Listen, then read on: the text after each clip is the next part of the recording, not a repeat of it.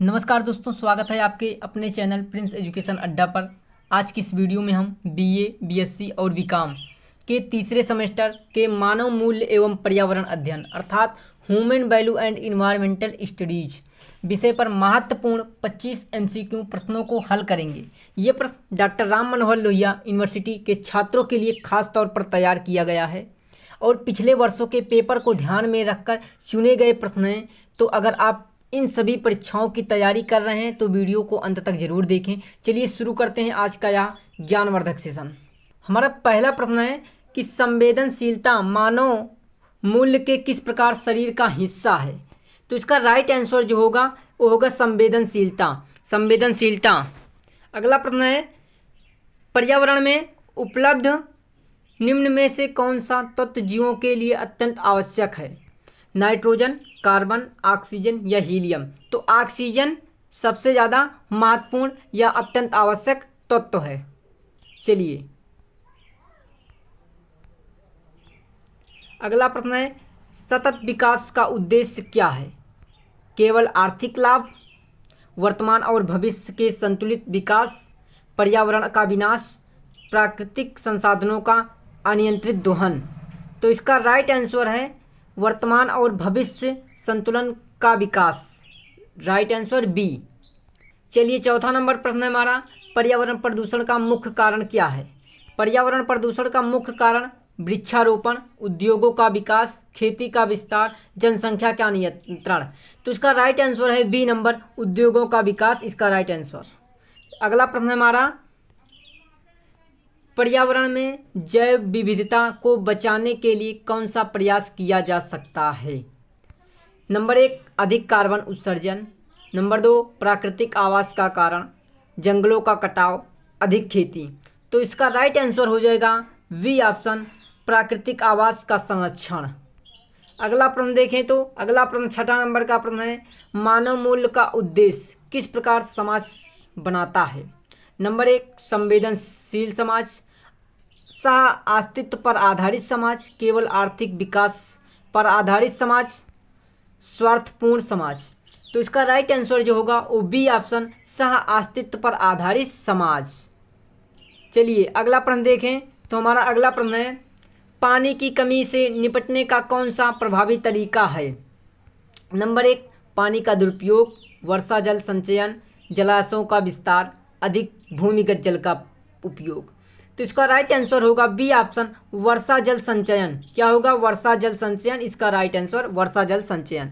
अगला प्रश्न हमारा आठवां है अंतरपीढ़ी समानता का अर्थ क्या है। तो इसका राइट आंसर क्या हो जाएगा वर्तमान और भविष्य की पीढ़ियों के लिए समान संसाधन वितरण। इसका राइट आंसर हो जाएगा क्या, इसका ये right answer D option, B option. अगला प्रश्न देखें हमारा अगला प्रश्न है क्या है 9वां नंबर का प्रश्न है हरित गृह प्रभाव किसके कारण होता है। तो हरित गृह प्रभाव जो होता है वो होता है कार्बन डाइऑक्साइड के कारण हरित गृह प्रभाव होता है। तो इसका राइट आंसर ये हो जाएगा सी ऑप्शन, सी ऑप्शन। अगला प्रश्न हमारा 10वां नंबर का प्रश्न है क्या है किस प्रकार की ऊर्जा अच्छे स्रोत है। किस प्रकार की ऊर्जा अच्छे स्रोत है। नंबर 1 कोयला, बी पेट्रोल, सी सौर ऊर्जा, डी प्राकृतिक गैस। तो इसका राइट आंसर सी ऑप्शन सौर ऊर्जा इसका राइट आंसर हो जाएगा। चलिए अगला प्रश्न देखें तो हमारा अगला प्रश्न है वो है वातावरण किससे बना है। वातावरण किससे बना है। तो वातावरण किससे मिलकर बना हुआ है, जलवायु से, मिट्टी से, या फिर वायु, जल और भूमि का मिश्रण, या फिर वृक्ष। तो इसका राइट आंसर सी हो जाएगा वायु, जल और भूमि का मिश्रण। इन तीनों का मिश्रण होकर हमारा वातावरण बना हुआ है। चलिए अगला प्रश्न देखते हैं। अगला प्रश्न 12 नंबर का प्रश्न है हमारा ध्वनि प्रदूषण का मुख्य कारण क्या है। ध्वनि प्रदूषण का मुख्य कारण क्या है। पेड़ों का कटाव, वाहनों का शोर, वनों की कटाई, जल का दुरुपयोग। तो इसका राइट आंसर हो जाएगा बी ऑप्शन वाहनों का शोर। वाहनों का शोर होने से ध्वनि प्रदूषण का मुख्य कारण होता है ये वाहनों का शोर।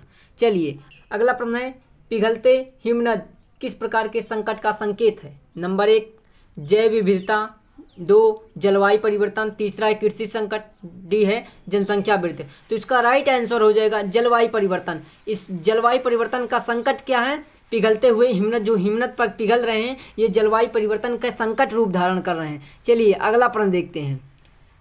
14 नंबर का प्रश्न है, मानव जीवन के लिए निम्नलिखित में से कौन सा आवश्यक तत्व है? भोजन, पानी, सौर ऊर्जा और मिट्टी।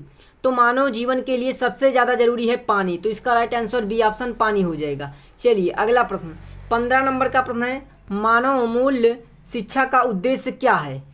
लाभ कमाना, चरित्र कमाना, सामाजिक असंतोष, भ्रष्टाचार। तो देखिए दोस्तों, इसका राइट आंसर हो जाएगा बी ऑप्शन चरित्र निर्माण। चरित्र निर्माण ही मानव मूल्य शिक्षा का उद्देश्य है। चलिए अगला प्रश्न क्या है, ईंधन का सबसे स्वच्छ स्रोत कौन सा है?